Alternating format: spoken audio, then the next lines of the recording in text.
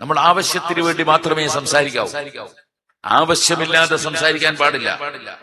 ആവശ്യമുള്ളതിലേ ഇടപെടാവൂ, ആവശ്യമില്ലാത്തതിൽ ഇടപെടാൻ പാടില്ല.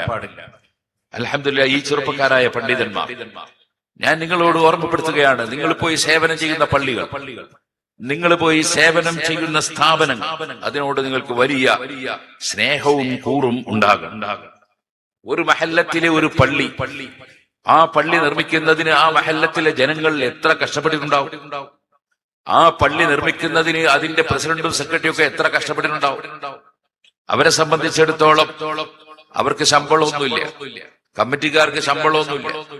അവർ അള്ളാഹുവിന്റെ പൊരുത്തം കരുതി സമൂഹത്തിന് വേണ്ടി അധ്വാനിച്ച് പള്ളി നിർമ്മിക്കുകയും മദ്രസ നിർമ്മിക്കുകയും അത് നടത്തിക്കൊണ്ടുപോവുകയും ചെയ്യുകയാണ്.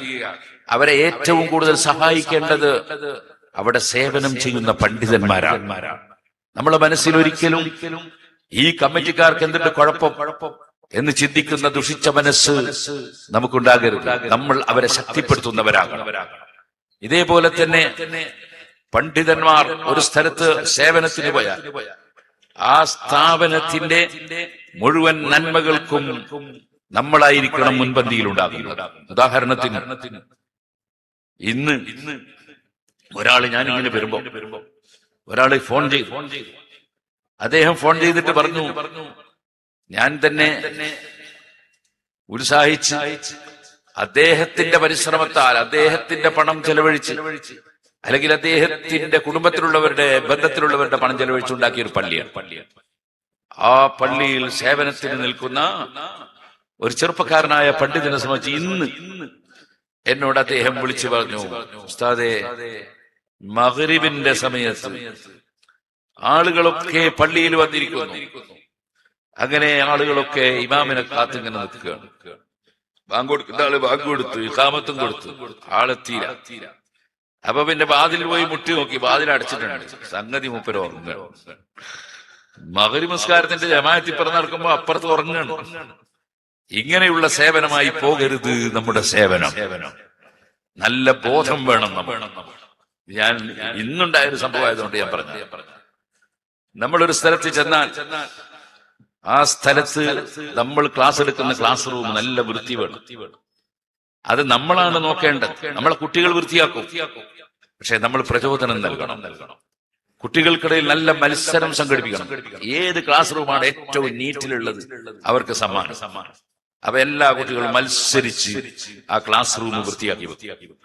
നമ്മൾ സേവനം ചെയ്യുന്ന സ്ഥാപനങ്ങളുടെ പരിസരം, മുറ്റവും മറ്റും ആരെങ്കിലും ഒരാൾ വന്നു നോക്കിയാൽ നല്ല വൃത്തി കാണണം.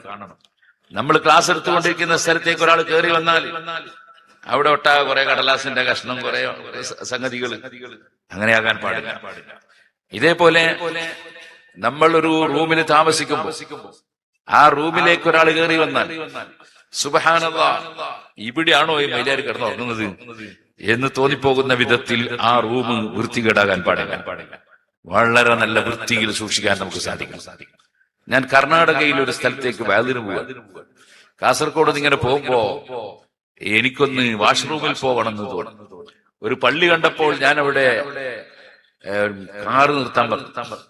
ഞാൻ ആ വാഷ്റൂമിലേക്ക് പോയി. സുബ്ഹാനല്ലാഹ്, ആ വാഷ്റൂമിലുള്ള ബാത്റൂമിലുള്ള ക്ലോസറ്റ്, അത് കറുത്ത ക്ലോസറ്റ്. സംഗതി വാങ്ങുമ്പോൾ വെളുത്തതായി. പിന്നെ എങ്ങനെ അജറുൽ അസ്വദ് പോലെ ചുംബിച്ചിട്ട് കറുത്തൊന്നുമല്ല. പിന്നെങ്ങനെയാ കറുത്തതെന്ന് ഞാൻ പറയണോ? കറുത്ത ക്ലോസറ്റ്, അതിന്റെ ചുറ്റുഭാഗം മുഴുവനും ചളിയും വെള്ളവും ഒക്കെ ആയിട്ട് ഒരു വൃത്തിയില്ല. ഉപയോഗിക്കാൻ എനിക്ക് തോന്നിയില്ല. ഞാൻ മെല്ലെ വാതിലും അടച്ചു നീളക്കുപ്പായം കയറ്റി പിടിച്ചിട്ട് ബ്രഷ് എടുത്തിട്ട് ഞാനതൊന്ന് നന്നായി കഴുകി വൃത്തിയാക്കി. എന്നിട്ട് ഞാൻ ഉപയോഗിച്ചു. ഞാനിത് പറയുന്നത്, നമ്മുടെ സേവനം ചെയ്യുന്ന സ്ഥലത്ത് നമ്മൾ സേവന സന്നദ്ധരായിരിക്കണം. നബി സല്ലല്ലാഹു അലൈഹി വസല്ലം തങ്ങൾ അതേ ദുല്ലൂനി അലാ ഖബ്രിഹി എന്ന് പറഞ്ഞൊരു ദിവസം അദ്ദേഹത്തിന്റെ ഖബർ എനിക്ക് കാണിച്ചു തരണം. ആരെ ഖബറാണത്? അത് പള്ളി അടിച്ചു വാരുന്ന ആളുടെ ഖബറാണ്. അദ്ദേഹം മരണപ്പെട്ടു പോയ വിവരം നബി സല്ലല്ലാഹു അലൈഹി വസല്ലമയോട് പറയാതെ സഹാബത്ത് രാത്രിയിൽ തന്നെ മറവ് ചെയ്തു. നബിതങ്ങളുടെ ഉറക്ക് ശല്യപ്പെടുത്തണ്ടെന്ന് വിചാരിച്ചു. നബിതങ്ങൾ വിഷമത്തോടെ ചോദിച്ചു, അദ്ദേഹം എവിടെ? അദ്ദേഹം മരിച്ചുപോയി. അപ്പോഴാണ് വേദനയോടെ പറഞ്ഞു ദുല്ലൂനി അലാ ഖബ്രിഹി, അദ്ദേഹത്തിന്റെ ഖബർ കാണിച്ചു തരാൻ. അവിടെ പോയി നബി സല്ലല്ലാഹു അലൈഹി വസല്ലം ഖബറിന്റെ അടുക്കൽ വെച്ച് നിസ്കരിച്ചു. എന്താണ് അദ്ദേഹത്തിന്റെ മഹത്വം? പള്ളി അടിച്ചു വരുന്ന ആളായിരുന്നു എന്നതാണ്. നമ്മൾ നിൽക്കുന്ന പള്ളികൾ, നമ്മൾ സേവനം ചെയ്യുന്ന സ്ഥാപനങ്ങൾ, അത് വൃത്തിയോടെ സൂക്ഷിക്കുക എന്നത് അള്ളാഹുവിന് വേണ്ടി നമ്മൾ ചെയ്യുമ്പോൾ വലിയ ഖിദ്മത്താണ്, വലിയ സ്ഥാനം അള്ളാഹുവിന്റെ അടുക്കൽ കിട്ടുന്ന കാര്യമാണ്. നബി സല്ലല്ലാഹു അലൈഹി വസല്ലം പള്ളിയിലേക്ക് കയറി വന്നു. ഖിബലയുടെ ഭാഗത്ത് ആരോ തുപ്പുമ്പോൾ കഫം ആ ചുമര് എന്ന് പറഞ്ഞാൽ ചിലപ്പോ ഈത്തപ്പന മട്ടലോ ഈത്തപ്പനയുടെ കഷ്ണമോ ആയിരിക്കാം, അതിന്റെ മേലെ ഒട്ടിപ്പിടിച്ചത് കണ്ടു കഫം. നബി സല്ലല്ലാഹു അലൈഹി വസല്ലം എന്താ ചെയ്തത്? നബി തങ്ങൾ ആരെയും കാത്തു നിന്നിട്ടില്ല. അവിടുന്ന് ഒരു ചരക്കല്ലെടുത്തു. ആ ചരക്കല്ല് കൊണ്ട് അവിടുത്തെ സറഫാക്കപ്പെട്ട കൈകൊണ്ട് അത് ചുരണ്ടിയതായി സഹീഹുൽ ബുഖാരിയിൽ നമുക്ക് കാണാം. അതിനേക്കാൾ വലിയൊരു നേതാവുണ്ടോ? അതിനേക്കാൾ വലിയൊരു പണ്ഡിതനുണ്ടോ? അതിനേക്കാൾ വലിയൊരു മഹാനുണ്ടോ? ആ നബി സല്ലല്ലാഹു നിങ്ങൾക്ക് അള്ളാഹുവിന്റെ ഭവനമായ പള്ളിക്ക് ഖിദ്മത്ത് എടുക്കുന്നതിൽ ഒരു സങ്കോചവും ഉണ്ടായിട്ടില്ല. അത് അഭിമാനമായിട്ടാണ് കണ്ടത്. എന്റെ റബ്ബിന്റെ വീട്ടിന് സേവനം ചെയ്യുന്നവനാവുക ഞാൻ. നമ്മൾ സേവനം ചെയ്യുന്ന ഒരു സ്ഥാപനം, ആ സ്ഥാപനത്തിന്റെ ഒരു ഫാന് പോലും അനാവശ്യം കറങ്ങാൻ പാടില്ല, ഒരു ബൾബ് പോലും അനാവശ്യം കത്താൻ പാടില്ല. പുല്ലൂക്കര ജമാഅത്ത് പള്ളിയിൽ ഓതി പഠിക്കുന്ന കാലത്ത് മഹാനായ ഉസ്താദ് അവറുകളുടെ ഒരു സ്വഭാവം ഞാൻ ഇന്നും ഓർക്കുകയാണ്. ഞാൻ പലപ്പോഴും എന്റെ വീട്ടിൽ നിന്ന് 1 കിലോമീറ്റർ നടന്ന് തൂണേരിയിൽ പോയി അവിടുന്ന് ബസ് കയറി 5 കിലോമീറ്റർ അപ്പുറത്തേക്ക് യാത്ര ചെയ്ത് പെരിങ്ങത്തൂരിലെത്തി അവിടുന്ന് 2.25-2.5 കിലോമീറ്റർ നടന്നിട്ടാണ് ഉസ്താദിന്റെ ദർസിലേക്ക് 3 കൊല്ലത്തോളം ഞാൻ പോവുകയും വരികയും ചെയ്തുകൊണ്ട് പഠിച്ചത്. അത് എന്റെ ബാപ്പയുടെ ഖിദ്മത്തിന് വേണ്ടിയായിരുന്നു ഞാൻ ദിനേന വീട്ടിലേക്ക് വന്നിരുന്നത്. ഇരിക്കട്ടെ, അങ്ങനെ ചെല്ലുമ്പോ ചിലപ്പോ സമയം 6 മണി ഒക്കെ ആവുമ്പോ 6:15 ഞാൻ പലപ്പോഴും പെരിങ്ങത്തൂരെത്തുക. 6:30 മറ്റുമൊക്കെയാണ് ഞാൻ അവിടെ പള്ളിയിലെത്തുക. അങ്ങനെ എത്തിയാൽ ഇരുട്ട് മാറിയിട്ടുണ്ടാവില്ല. ചിലപ്പോ ഞങ്ങൾ ജലാലൈനി ഓതാനിരിക്കും. ജലാലൈനി ഓതുമ്പോൾ ഉസ്താദ് പെട്ടെന്ന് ലൈറ്റ് ഓഫ് ആയി നോക്കി കാണാൻ വലിയ പ്രയാസമായിരിക്കും. എന്നാൽ ഉസ്താദ് ലൈറ്റ് ഓഫ് ആക്കും. കാരണം പള്ളിയുടെ കരണ്ട് അനാവശ്യം കത്തിക്കൂടാ എന്ന നിർബന്ധമാണ്. നമ്മൾ വളരെയേറെ ആദാബുകൾ പാലിക്കുന്നവരാണ്. പള്ളികളോട്, സേവനം ചെയ്യുന്ന സ്ഥാപനങ്ങളോട്, ഉസ്താദുമാരോട് അദബ് കാണിക്കണമെന്ന് ആരോടും പറയണ്ടില്ല, എല്ലാവർക്കും അറിയാം. ഉസ്താദുമാരോടുള്ള അദബ് എന്നത് അത് പറയേണ്ടതില്ല. കിതാബിനോടുള്ള അദബ് അതും പറയേണ്ടതില്ല. അതൊക്കെ എല്ലാവർക്കും അറിയാവുന്നതാണ്. ഇത് ശ്രദ്ധിക്കാതെ പോകുന്ന ചില സംഗതികളാണ് ഞാൻ പറയുന്നത്. നല്ല അദബുകൾ. ഇതേപോലെ എന്റെ ചെറുപ്പക്കാരായ പണ്ഡിതന്മാർ, അല്ലാഹു തആല നിങ്ങൾക്കും നമ്മൾക്കും നാഫിആയ ഇൽമും തഖ്വയും ഏറ്റി തരുമാറാകട്ടെ. നമ്മൾ മാതാപിതാക്കളോട് വലിയ അദബുള്ളവരായിരിക്കണം. മാതാവും പിതാവും ചിലപ്പോൾ ഒരു കിതാബ് ഓതിയിട്ടുണ്ടാവില്ല, ഒരു സാധാരണക്കാരായിരിക്കും. പക്ഷേ നമ്മളെ സംബന്ധിച്ചിടത്തോളം അവർ വലിയ ബറക്കത്തുള്ള മഹാന്മാരാണ്. ബാപ്പയും ഉമ്മയും ബാപ്പാന്റെ പൊരുത്തത്തിലാണ് റബ്ബിന്റെ പൊരുത്തം. ബാപ്പ മുയിലാരാട്ടെ സാധാരണക്കാരനാട്ടെ, ബാപ്പയാണോ ബാപ്പാന്റെ പൊരുത്തമില്ലാതെ റബ്ബിന്റെ പൊരുത്തം കിട്ടൂല. ഉമ്മയാണോ അൽ ജന്നത്തു തഹ്ത അഖ്ദമിൽ ഉമ്മഹാത്ത്, ഉമ്മമാരുടെ കാലിന്റെ ചുവടെയാണ് സ്വർഗം. ഞാൻ ഒരിക്കലും ഒരു നിക്കാഹിന്, ആ നിക്കാഹുള്ള സദസ്സിൽ നിക്കാഹിന് വേണ്ടി ഇരിക്കുകയാണ്. അപ്പൊ ബാപ്പ വന്നിട്ട് ബിരുദെടുത്തൊരു ചെറുപ്പക്കാരനാണ്, നിക്കാഹ് ചെയ്യുന്ന മൊയ്ലാൻ.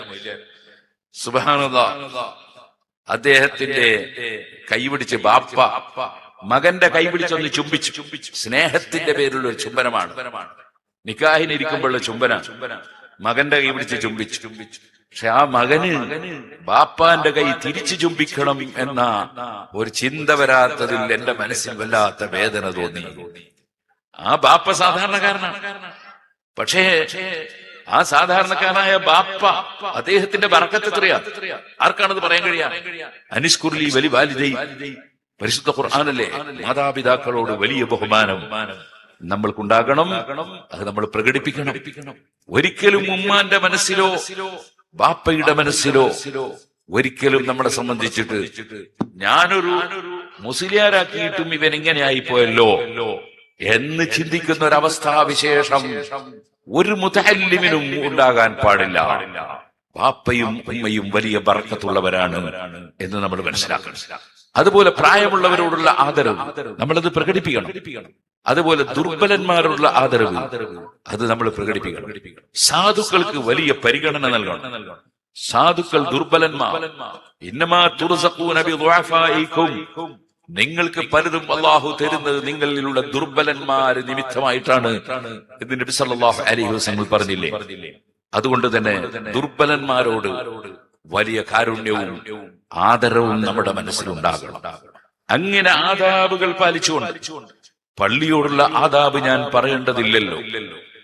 പള്ളിയിൽ വെച്ച് ഒരാൾ പള്ളിയിൽ ഇരിക്കുന്നു, അതേ അടുത്ത നിസ്കാരം വരെ ഇരിക്കുന്നു. എന്നാൽ മാദാമ ഫീ മുസല്ലാഹു, പള്ളിയിൽ ഇരിക്കുമ്പോഴെല്ലാം അവന് മലക്കുകളുടെ സലാത്ത് ലഭിക്കും, മലക്കുകളുടെ പ്രാർത്ഥന. മുസല്ലാഹു എന്ന് പറഞ്ഞ ഇരുന്ന സ്ഥലത്ത് തന്നെ ഇരിക്കണമെന്നില്ല, പള്ളിയിലുണ്ടായാൽ മതി. അങ്ങനെ പറഞ്ഞ ധാരാളം പണ്ഡിതന്മാരുണ്ട്. അങ്ങനെ പള്ളിയിൽ തന്നെ അവൻ കാത്തു നിൽക്കുന്നു, അടുത്ത നിസ്കാരം കാത്തു നിൽക്കുന്നു. അവനുവേണ്ടി മലക്കുകൾ പ്രാർത്ഥിച്ചുകൊണ്ടിരിക്കും. അവിടെ നബി സല്ലല്ലാഹു അലൈഹി വസല്ലം പറഞ്ഞു, എന്നാൽ അവന്റെ വുദു മുറിഞ്ഞാൽ മലക്കുകളുടെ പ്രാർത്ഥന നഷ്ടപ്പെടും. എന്താണ് വുദു മുറിയൽ? ആവശ്യമായി വന്നാൽ വുദു മുറിഞ്ഞൂടെ? പക്ഷെ വുദു മുറിയണം എന്ന് തോന്നിയാൽ അവൻ പള്ളിയിൽ നിന്ന് മുറിക്കാൻ പാടില്ല, പള്ളിയുടെ പുറത്ത് പോയിട്ട് മുറിക്കണം. പള്ളി നമുക്ക് വുദു മുറിക്കാനുള്ള സ്ഥലമല്ല, അള്ളാഹുവിന്റെ വീടാണ്. ഈ നിലക്ക് പള്ളിയോട് ആദരവ് കാണിക്കണം. പലപ്പോഴും പല ആളുകളും പിഴച്ചു പോകാറുള്ളതിന്റെ അടിസ്ഥാനപരമായ കാരണം എവിടെയോ അദബുകേട് സംഭവിച്ചതായിരിക്കും. ഞാനിപ്പോൾ അതിലേക്ക് സൂചിപ്പിച്ചുകൊണ്ട് സംസാരിക്കുന്നില്ല. ഉസ്താദുമാരോടുള്ള അദബ്, പള്ളിയോടുള്ള അദബ്, സ്ഥാപനത്തോടുള്ള അദബ്, അങ്ങനെ തുടങ്ങിയിട്ട് ആദാബുകൾ പാലിച്ചുകൊണ്ട് ജീവിക്കുമ്പോഴാണ് അല്ലാഹു സുബ്ഹാനഹു വ തആല നമ്മുടെ ഇൽമിനും നമ്മുടെ പ്രവർത്തനത്തിലും ബർക്കത്ത് നൽകുക. ഒരിക്കലും തന്നെ ദീനീ പ്രവർത്തനം എന്നത് ഒരു പാൽപായസമാണ് എന്ന് കരുതാൻ പാടില്ല. യാ ബുനയ്യ അഖിമിസ് സ്വലാത്ത വഅ്മുർ ബിൽ മഅറൂഫി വൻഹ അനിൽ മുൻകരി വസ്ബിർ അലാ മാ അസാബക ഇന്ന ദാലിക മിൻ അസ്മിൽ ഉമൂർ. ലുഖ്മാനുൽ ഹക്കീം റളിയല്ലാഹു അൻഹു ഉപദേശം അല്ലാഹു ഖുർആനിൽ ഉദ്ധരിച്ചില്ലേ? മോനെ, നിസ്കാരം മുറക്ക് നിർവഹിക്കണം. വഅ്മുർ ബിൽ മഅറൂഫ്, നല്ല കാര്യങ്ങൾ കൽപ്പിക്കണം, അതിന് യാതൊരു മടിയുണ്ടാകാൻ പാടില്ല. വൻഹ അനിൽ മുൻകർ, നിഷിദ്ധ കാര്യങ്ങൾ വിരോധിക്കണം, അതിന് മടി കാണിക്കാൻ പാടില്ല. വസ്ബിർ അലാ മാ അസാബക, ആ വകയിൽ കുറെ എതിരാളികളും കുറെ വിമർശകരും കുറെ ആരോപണം പറയുന്നവരും കുറെ വിഷമങ്ങളും അനുഭവിക്കേണ്ടി വരും. അത് വസ്ബിർ, ക്ഷമിച്ചു പോകണം എന്ന് ലുഖ്മാനുൽ ഹക്കീം റളിയല്ലാഹു അൻഹുവിന്റെ ഉപദേശമാണ്. അത് ഖുർആൻ നമ്മളെ പഠിപ്പിച്ചത് എന്തിനാണ്? സേവന പ്രവർത്തന രംഗത്തുള്ള ആളുകൾക്ക് ഒരുപാട് എതിരാളികളും ആരോപണം പറയുന്നവരൊക്കെ ഉണ്ടാവും. അതൊന്നും കാണുമ്പോൾ നമുക്കൊരു പ്രയാസം തോന്നാൻ പാടില്ല. നമ്മളെക്കാളെല്ലാം പ്രയാസം അനുഭവിച്ചവരാണ് നമ്മുടെ മുൻഗാമികളായ സാലിഹീങ്ങളായ പണ്ഡിതന്മാർ. അതുകൊണ്ടാണ് ദുൽ ഇൽമി യഹ്മിലു കുല്ലത്ത്വഇനി ഫീഹി വലാ ദുത്ത്വഇനി മിൻഹു യറാ ശൈഅൻ സിവൽ ഖൈരി. ശരിയായ ഇൽമുള്ളവരാണോ യഹ്മിലു കുല്ലത്ത്വഇൻ, ധാരാളം ആക്ഷേപങ്ങൾ ആരോപണങ്ങൾ അദ്ദേഹം സഹിക്കേണ്ടി വരും. വലാ ദുത്ത്വഇനി, ആ ആക്ഷേപം ഉന്നയിക്കുന്നവർ അതേ മിൻഹു യറാ ശൈഅൻ സിവൽ ഖൈരി, തിരിച്ച് ആക്ഷേപം പറയൂല, തിരിച്ച് വീണ്ടും ഇൽമു പറഞ്ഞുകൊണ്ടേയിരിക്കും, നല്ലത് മനസ്സിലാക്കിക്കൊണ്ടിരിക്കും. ഏതുപോലെ വമുസ്മിറു ശജരി യുർമാ ബിൽ ഹിജാറതി ലാ യുർമാ സിവാഹു ഫയർമിയാനി അസ്സമരി. നല്ല മാങ്ങ ധാരാളമുള്ള ഒരു മാവ്, ഒരു മാങ്ങാ മരം. ആ മാങ്ങാമരം അത് നല്ല പഴുത്ത മാങ്ങ കുട്ടികൾക്ക് നൽകിയാൽ കുട്ടികൾ കല്ലെടുത്ത് ആ മാവിനെ എറിയും. മാങ്ങ തന്ന മാവല്ലേ, എറിയണ്ടെന്ന് വിചാരിക്കൂല. മറിച്ച് മാങ്ങ തന്ന മാവിനാണ് ഏറ്, നല്ല എറി ഇങ്ങനെ കിട്ടും. അങ്ങനെ എറിയുമ്പോൾ അതിന്റെ സ്വഭാവം എന്താണ്? ഓരോ കല്ലും പോയി അതേ സ്വന്തം ശരീരത്തിൽ നിന്ന് മാങ്ങ ഇങ്ങനെ ഇട്ടുകൊടുക്കുകയാണ്. അതേ, നീ എന്നെ എറിഞ്ഞടാ, നീ കൊണ്ടുപോയി തിന്നടാ. ഇനി മറ്റൊരു ഭാഷ നക്കിക്കടാ എന്ന് പറഞ്ഞാൽ അങ്ങനെ പറയാം. അങ്ങനെ അങ്ങോട്ട് കൊടുക്കുക എന്നതായിരിക്കും ഈ മാവിന്റെ സ്വഭാവം. അതാണ് മഹാന്മാരായ പണ്ഡിതന്മാർ പഠിപ്പിച്ചു. അവരെപ്പോഴും ഇൽമു പറഞ്ഞുകൊണ്ടേ